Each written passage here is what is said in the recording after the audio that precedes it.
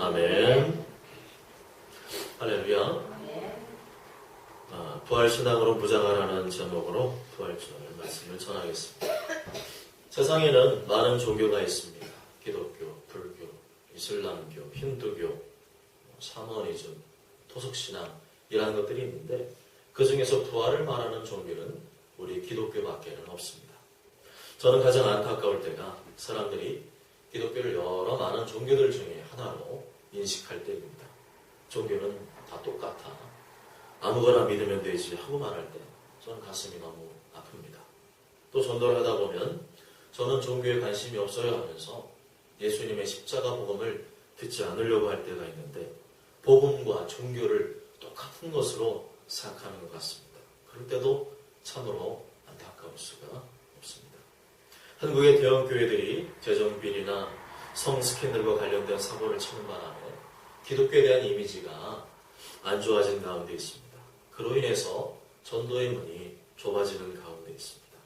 실제 종교 호감도에 관한 조사 통계를 보아도 기독교가 3대 종교 중에 꼴찌임을 알 수가 있습니다. 분명 교회 전체가 다 그런 것이 아니건만 대다수의 교회들은 사회복지와 선한 사회에 힘을 내고 있습니다. 그렇지만 일부 좋지 않은 사건들 때문에 한국교회 전체가 욕을 먹고 있습니다. 예전에도 그랬지만 이런 와중에 기독교만이 유일하고 참된 종교라고 우리가 주장을 하게 되면 사람들은 말도 안 되는 그러면서 무슨 기독교가 참된 종교라고 이렇게 반문을 하는 경우가 많아지고 있습니다. 저 역시도 예수님 만나기 전에는 기독교는 서양에서 발생된 종교라고만 생각을 했습니다. 예수라는 고매한 인간이 창시한 여러 많은 종교 중에 하나일 뿐이라고 생각을 했습니다. 그리고 종교는 실제로 있지도 않은 것이며 그저 각자 자기 마음속에 와닿는 종교가 있으면 그것을 믿는 것이다. 그렇게 이해를 했습니다.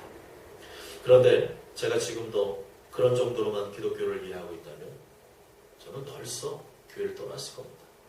교회 안 다니고 다른 종교를 가든지 그랬을 겁니다. 그런 제가 지금 와서는 왜 죽을 때까지 교회의 목사로서 교회 한 성도로서 남기를 원하는 줄 아십니까? 한국교회를 향한 이런 좋지 않은 비난의 소리가 있음에도 불구하고 왜 제가 이 외로운 길을 묵묵히 걸어오고 있는 줄 아십니까? 그 이유는 한 가지입니다. 살아계신 예수님을 직접 만났기 때문입니다. 예수님은 과거에 실존했던 인물 정도가 아니라 지금도 살아계신 분임을 직접 경험했는데 어떻게 그것을 부인할 수가 있겠습니까? 저에게 있어서 기독교와 예수님을 부인하라는 말은 거짓말을 하라는 말과 동일합니다. 마치 법정에서 증인을 향해서 내가 똑똑히 경험했고 체험했는데 그거 말하지 말고 다른 걸 말하라고 요구하는 것과 다를 바가 없습니다. 저는 굉장히 완강한 사람이었습니다. 교회에 교자만 들어도 치가 떨리고 길거리에서 전도한 사람 보면 미친 광신자로 취급했었습니다. 괜히 저런 사람들하고 친해졌다가는 나도 저런 인간이 될까봐 겁부터 나서 슬슬 피했던 사람입니다. 그러던 제가 예수님을 직접 만나게 된 후로는 180도 완전히 뒤바뀌게 되었습니다. 무슨 일이 있어도 부인할 수 없는 자신감과 확신을 얻게 되었습니다. 마치 바울이 다메섹으로 가는 길에 부활하신 예수를 만난 다음에 그 인생이 완전히 뒤바뀐 것처럼 말입니다. 사도행전 9장 3절에서 5절을 보면 사울이 길을 가다가 다메섹에 가까이 이르더니 호련히 하늘로부터 빛이 그를 둘러 비치는지라 땅이 엎드러져 들음에 소리가 있어 이르시되 사울아 사울아 네가 어찌하여 나를 박해하느냐 하시거늘 대답하되 주여 누구시니까 이르시되 나는 네가 박해하는 예수라 하면서 사도 바울은 부활하신 예수님을 경험하게 되었습니다. 바울이 이러한 체험을 경험하지 못했더라면 지구 끝까지 예수 믿는 사람을 박해하고 죽이는 일을 했을 것입니다. 유대교인을 빼내서 자꾸 기독교인이 되게 만드니까 있지도 않은 부활을 자꾸 있다고 하니까 믿지 못할 부활을 자꾸 설파하니까 안 되겠다. 기독교를 박멸하는 것만이 우리 유대교가 사는 방법이라고 생각을 했었습니다. 저 역시 예수님 만나는 체험을 통해 그리고 성경에 기록된 말씀을 통해 기독교만이 참된 종교라는 사실을 기독교만이 진정 살아있는 종교라는 확신을 갖게 되었습니다. 그리고 기독교는 여러 많은 종교들 중에 하나가 아니라 진정 유일하고 참된 종교임을 확신하게 되었습니다. 출애굽기 20장 3절에서 5절을 보면 너는 나 외에는 다른 신들을 내게 두지 말라. 너를 위하여 새긴 우상을 만들지 말고 또 위로 하늘에 있는 것이나 아래로 땅에 있는 것이나 땅 안에 물속에 있는 어떤 것의 형상도 만들지 말며 그것들에게 절하지 말며 그것들을 섬기지 말라 말씀입니다. 제가 예수님 만나지 못한 상태에서 단순히 이 말씀만을 가지고 기독교를 이해한다면 기독교는 매우 독선적이고 배타적이고 다른 종교를 인정하지 않는 불통의 종교로 인식하게 되었을 겁니다. 그러나 예수님을 만나게 되면 그렇게 말할 수가 없습니다. 그것이 사실인데 어떻게 사실이 아니라고 말할 수 있겠습니까? 아무리 독선적이고 배타적이고 그죠? 소통되지 않는 그러한 종교라고 욕을 먹는다 할지라도 그것이 사실인 걸 어떻게 하겠습니까? 가끔 가다가 일부 목회자나 신학 교수들 중에 자꾸 다른 종교를 인정하자고 그들과 대화하자고 하는 분들이 있습니다. 그럴 때 저는 저 사람들이 과연 예수님을 만난 사람들일까? 아니면 그냥 공부로 예수님 만난 사람들일까? 그런 생각을 하게 됩니다. 저 사람들은 기독교를 여러 종교 중에 하나일 뿐이라고 생각하는 사람들인가? 하는 의구심을 떨쳐버릴 수가 없습니다. 만약 제가 예수님 만나지 못했더라면 저도 그렇게 이해했을 것입니다. 그리고 저에게 있어서 종교는 취미생활 정도에 불과했을 것입니다. 그저 힘들 때 한 번씩 찾아가는 종교. 부활절이나 성탄절 같은 때 한번 나가보는 흔한 종교 중에 하나에 불과했을 것입니다. 그러나 그게 아니었습니다. 예수님 만나고 나니까 다른 모든 종교는 인간이 만들어낸 종교라는 것을 깨닫게 되었습니다. 우리가 똑같은 인간이 일개 종교의 창시자가 되어서 새로운 종교를 만들고 보급한 것일 뿐이었습니다. 우리는 분명히 기억해야 합니다. 기독교는 그런 종류의 것이 아닙니다. 기독교는 인간이 만든 것이 아니라 하나님이 만드셨습니다. 하나님은 이 세상이 창조되기 전부터 이 세상에 아무것도 없을 때부터 존재하셨습니다. 하나님만이 유일한 참신이라는 것입니다. 다시 말하면 하나님께서 인간을 창조하신 후로 비로소 인간이 하나님을 깨닫고 하나님을 신앙하고 믿게 된 것이기 때문에 기독교는 인간이 만든 종교가 아닌 참 종교요 하나님을 섬기는 종교인 것입니다. 이렇게 피조된 인간이 하나님을 믿고 신앙하는 일은 마치 밥 먹고 잠자는 것과 똑같은 겁니다. 아주 자연스러운 겁니다. 창조하신 우리의 두 눈으로 창조하신 만물을 바라보고 창조주 하나님을 생각하는 만큼 이렇게 자연스러운 일이 어디 있습니까? 그럼에도 불구하고 다른 종교를 인정하자 모든 종교는 똑같다 이런 말은 얼마나 넌센스입니까? 창조주 하나님을 믿지 않는 종교는 종교가 아닙니다. 그저 철학이나 인격 수양, 정신 수양에 불과합니다. 그런 것을 가리켜서 우리는 종교라고 말할 수 없습니다. 창세기 1장 1절에 태초에 하나님이 천지를 창조하십니다. 창세기 1장 27절에 하나님이 자기 형상, 곧 하나님의 형상대로 사람을 창조하시되 남자와 여자를 창조하시고라고 말씀합니다. 하나님은 창조의 하나님이십니다. 없는 것을 있게 하시고 타락한 것을 새롭게 하시고 부족한 것을 채워서 이루시는 창조의 하나님이신 줄 믿으시길 바랍니다. 이러한 창조의 능력이 없는 신은 신이라고 할 수가 없죠. 그게 무슨 신입니까? 인간이 자기가 원하는 모양을 만들어 놓고 섬기는 그 신이 어떻게 신이라고 할 수가 있겠습니까? 이런 면에서 볼 때 부활은 또 다른 창조였습니다. 죽음으로 모든 것이 끝났다고 생각되었을 때 새로운 부활 창조의 역사를 일으키셨습니다. 사도행전 13장 34절과 35절에 또 하나님께서 죽은 자 가운데서 그를 일으키사 다시 썩음을 당하지 않게 하실 것을 가르쳐 이르시되 내가 다윗의 거룩하고 미쁜 은사를 너에게 주리라 하셨으며 또 다른 시편에 이르시되 주의 거룩한 자로 썩음을 당하지 않게 하시리라 하셨느니라. 아멘. 예수님께서 십자가에서 죽으셨으나 다시 3일 만에 하나님의 권능으로 창조의 능력으로 일으키신 줄 믿습니다. 죽은 자를 다시 살리시는 부활의 능력은 창조주 하나님께만 가능한 것인 줄 믿습니다. 그 어떤 종교에서도 부활에 대해서 말하지 않습니다. 왜 그럴까요? 그것은 인간이 생각할 수 있는 이성 영역 밖의 것이기 때문입니다.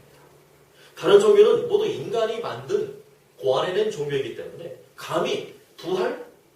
우리 생각으로 측량할 수 없는 그 부분? 자신있게 말할 수 없는 겁니다. 그러나 기독교는 창조주 하나님 믿기 때문에 부활도 너무나 당연하게 느껴집니다. 하나님께서 아들 예수님을 그냥 십자가에서 죽는 것을 끝낼 거라면 뭐하러 예수님을 이 땅에 보내시겠습니까? 새로운 창조, 생명의 창조, 부활의 창조를 미리 계획하셨던 것인 줄 믿으시길 바랍니다. 그러므로 하나님은 믿는데 부활은 못 믿겠다는 것은 하나님 자체도 똑바로 안 믿고 있는 거죠. 하나님의 창조는 믿는데 어떻게 부활의 능력을 못 믿습니까? 이건 서로 앞뒤가 안 맞는 거죠. 요한복음 11장 25절에 예수께서 이르시되 나는 부활이요 생명이니 나를 믿는 자는 죽어도 살겠고 무릇 살아서 나를 믿는 자는 영원히 죽지 아니하리니 이것을 내가 믿느냐 하는 말씀. 예수님의 십자가뿐만 아니라 부활까지 믿어야 온전한 신앙이고 그런 사람만이 마지막 날 부활하게 된다는 것입니다. 어떤 믿음을 가지느냐가 가장 중요합니다. 부활하신 예수님 믿고 확신하는 사람만이 겁없이 복음을 전하고 겁없이 순교의 자리까지 나아갈 수 있습니다. 부활하신 예수님 믿지 않는 사람은 굳이 복음을 전할 필요도 느끼지 못하고 그저 이 땅에 먹고 사는 것에 만족할 수밖에 없습니다. 만일 부활이 없다면 기독교처럼 처량하고 불쌍한 종교는 없습니다. 기독교의 창세라는 사람이 십자가에서 비참한 죽음으로 끝났는데 거기에 무슨 소망이 있겠습니까? 예수님도 죽으셨습니다. 우리도 죽을 겁니다. 그런 예수님처럼 의롭게 살다 죽읍시다. 그거 외에 더 무슨 소망이 있겠습니까? 그러한 신앙은 도덕적이고 고상할 수는 있어도 부활의 생명력이 없는 죽은 신앙입니다. 히브리서 11장 35절에 또 어떤 이들은 더 좋은 부활을 얻고자 하여 심한 고문을 받되 구차히 풀려나기를 원하지 아니하였으며라고 말씀합니다. 우리 믿음의 선조들은 부활신앙으로 무장하였기 때문에 심한 고문과 박해 속에서도 구차하게 생명 연장하기를 원하지 않았습니다. 죽음 뒤에 있을 부활의 소망을 확신했기 때문에 하나님께 주시는 영원한 상급이 있음을 믿었기 때문에 구차하게 거짓말하며 생명 연장하려고 아둥바둥하지 않았습니다. 요즘 세월호 침몰 사건 때문에 대한민국이 폐칵 뒤집혀 있습니다. 쇼 프로그램과 온갖 봄축제 행사가 다 취소되고 있습니다. 방송에서는 세월호 특보 소식만을 전하고 있습니다. 그런데 그런 와중에 우리로 하여금 경악한 일이 있었습니다. 그것은 세월호가 침몰할 당시에 선장과 선원들이 제일 먼저 배에서 빠져나왔다는 사실입니다. 물론 그 사람들도 인간이기 때문에 살고 싶다는 욕구가 있음을 우리는 인정합니다. 그렇지만 그 배는 화물선이 아니라 여객선이었습니다. 한두 명이 타고 있던 것이 아니라 450명이 넘는 많은 사람들이 탑승하고 있었습니다. 특별히 꿈 많은 10대 청소년들이 300명 이상이 탑승하고 있었습니다. 그럼에도 불구하고 난 먼저 살겠다고 그 배에 대해서 누구보다 잘 아는 이 선장과 선원들이 제일 먼저 탈출해버렸습니다. 그러면 나머지 승객들은 도대체 어떻게 하라는 겁니까? 죽든지 살든지 자기만 살면 상관없다는 겁니까? 선원들이 탈출한 이후로 안내방송이 나왔다고 하는데 그 안내방송은 누구의 지시를 받고 한 것입니까? 움직이지 말고 가만히 있어라. 이 안내방송 자체도 이해가 되지 않습니다. 만일 먼저 탈출한 선장이나 선원 중에 예수님 믿는 사람이 있다면 그 사람 신앙은 가짜라고 생각합니다. 나도 예수님과 함께 부활할 것을 믿는 사람은 구차히 자기 먼저 살려고 도망치지 않았을 것이기 때문입니다. 나는 죽더라도 천국이 보장되어 있기 때문에 한 생명 건지려고 애를 썼을 것이고 마지막 순간에 한 영혼에게라도 복음을 전하여 영원한 천국으로 인도하려고 애를 썼을 것입니다. 부활신앙은 삶으로 나타나야 합니다. 우리의 죽음 이유를 보장받았다는 사실을 우리의 삶으로 입증해 보여야 합니다. 그러므로 진정 부활을 믿는 그리스도인은 이 땅에 살되 구차하게 살지 않습니다. 내 목숨 위에 살지 않습니다. 내 밥그릇만 위해서 살지 않습니다. 마가복음 8장 35절에 누구든지 자기 목숨을 구원하고자 하면 잃을 것이요 누구든지 나와 복음을 위하여 자기 목숨을 잃으면 구원하리라 말씀하셨습니다. 부활신앙이 있다고 하면서 하나님 나라보다 십자가 복음보다 자기 배를 채우고 자기 목숨 유지하는 데만 급급하다면 그런 사람이 무슨 부활신앙을 가진 사람입니까? 예수님처럼 다른 사람 위해 희생하고 섬기는 삶을 사는 사람만이 부활신앙 가진 사람임을 입증하고 있는 것인 줄 믿으시길 바랍니다. 차라리 죽을지언정 하나님의 뜻과 십자가 복음 전하다가 죽기를 기뻐하는 사람들이 부활신앙을 가진 사람들인 줄 믿으시길 바랍니다. 요한계시록 20장 6절에 이 첫째 부활에 참여하는 자들은 복이 있고 거룩하도다. 둘째 사망이 그들을 다스리는 권세가 없고 도리어 그들이 하나님과 그리스도의 제사장이 되어 1000년 동안 그리스도와 더불어 왕노릇하리라. 아멘. 그런데 아이러니한 것은 사도 바울 당시에도 부활을 믿지 않는 사람들이 있었다는 사실입니다. 예수님이 부활하신 이후로 많은 사람들이 목격하였습니다. 한두 사람만 본 것이 아니라 최소 500명이 넘는 사람들이 예수님의 부활을 목격하였습니다. 오늘 4절부터 6절까지를 보면 15장 4절부터 6절까지 내가 받은 것을 먼저 너에게 전하였노니 이는 성경대로 사흘 만에 다시 살아나사 게바에게 보이시고 후에 12제자에게와 그 후에 500의 형제에게 일시에 보이셨다니라고 말씀합니다. 그럼에도 믿지 않는 이들이 있었습니다. 12절을 함께 읽어보실까요? 12절 시작. 그리스도께서 죽은 자 가운데서 다시 살아났다. 너희 중에서 어떤 사람들은 위하여 죽은 자 가운데서 부활로 여기서 포인트는 너희 중에서입니다. 고린도 교회 교인들 중에서 교회 안 되는 사람이 아니라 교회 다니는 사람들 중에서 부활을 안 믿는 사람이 있었다는 겁니다. 심각한 문제죠. 하나님을 믿기는 믿지만 단지 지적인 신앙, 내가 판단하기에 믿어지면 믿는 것이고 안 믿어지면 안 믿는, 아직까지 하나님을 경험하지 못한 그저 지식적이고 습관적인 신앙 상태에 머무르는 사람들이 있었다는 겁니다. 그런 사람이 주님을 위해 무엇을 할 수 있을까요? 하나님 나라 복음을 위해서 무엇을 할 수 있겠습니까? 부활신앙이 없으면 헌신할 수 없습니다. 부활신앙이 없으면 희생할 수 없습니다.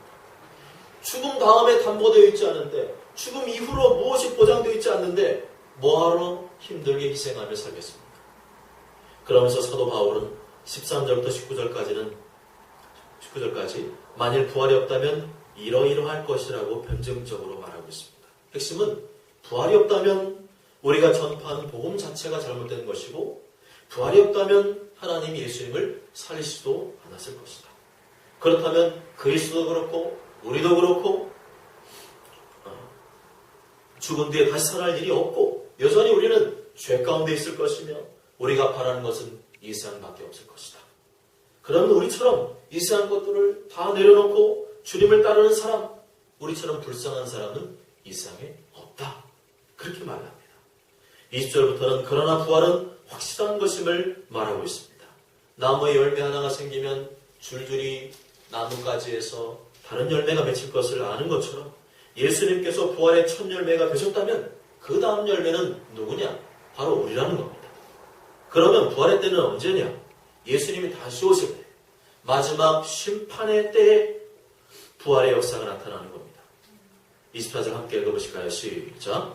그 후에는 마지막이니 그가 모든 통치와 모든 권세와 능력을 멸하시고 나라를 아버지 하나님께 바칠 때라. 아멘. 그리고 35절부터는 우리 몸의 부활에 대해서 언급합니다. 마지막 날에 우리의 영혼만 부활하는 것이 아니라 우리의 몸도 부활하게 되는데, 그 몸은 지금의 몸과는 다른 영광스러운 몸이 될 것을 말씀하고 있습니다. 48절과 49절 읽어보실까요? 시작. 무릇 흙에 속한 자들은 저 흙에 속한 자와 같고 무릇 하늘에 속한 자들은 저 하늘에 속한 이와 같으니 우리가 흙에 속한 자의 형상을 입은 것 같이 또한 하늘에 속한 이의 형상을 입으리라. 아멘. 지금은 흙에 속한 자의 모습을 하고 있습니다. 그렇지만 그때가 되면 하늘에 속한 이의 형상을 입게 된다. 영광스러운 부활체를 입게 됨을 말씀하고 있습니다. 또한 우리의 몸이 부활할 때는 점진적으로 변화되는 것이 아니라 순간적으로 바뀌게 될 것이고, 영원한 주님의 나라에 살기에 적합한 썩지 않는 영원한 육체를 입게 될 것을 50절부터 마지막까지 말씀하고 있습니다. 예수님께서 부활하신 후에 영의 상태로 나타나지 않았습니다. 유령처럼 나타나지 않았습니다. 우리 눈으로 볼 수 있고 만질 수 있는 새로운 몸을 입고 나타나셨습니다. 누가복음 24장 39절에 내 손과 발을 보고 나인 줄 알라. 또 나를 만져보라. 영은 살과 뼈가 없을 때 너희 보는 바와 같이 나는 있느니라 말씀합니다.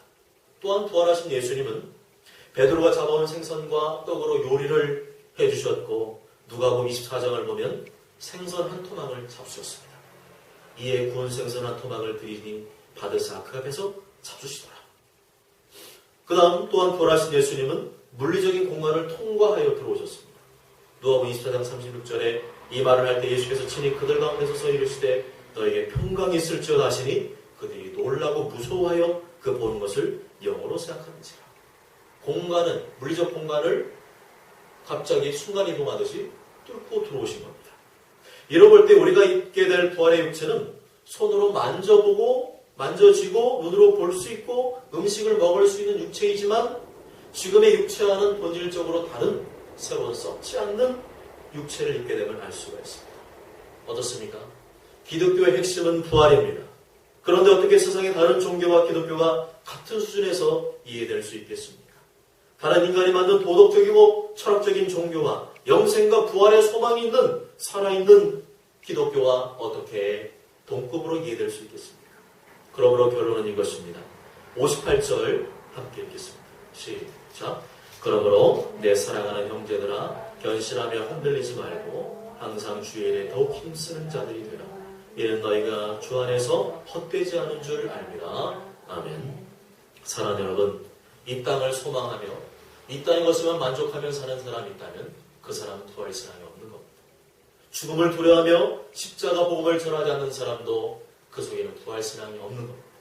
그러나 그 어떤 두려운 일과 죽음 앞에서도 담대히 복음을 전하는 사람은 부활 신앙을 가진 사람입니다. 기꺼이 순교의 죄벌이 될지언정 구차히 생명 연장하기를 바라지 않는 사람이 부활 신앙을 가진 사람인 줄 믿으시길 바랍니다. 모쪼록 저는 모두가 십자가에서 부활하신 예수님을 믿을 뿐만 아니라 나도 부활하게 될 것을 확신하는 가운데 담대히 주님의 사랑과 복음을 증거하는 부활의 증인 되시길 주님의 이름으로 간절히 축복합니다.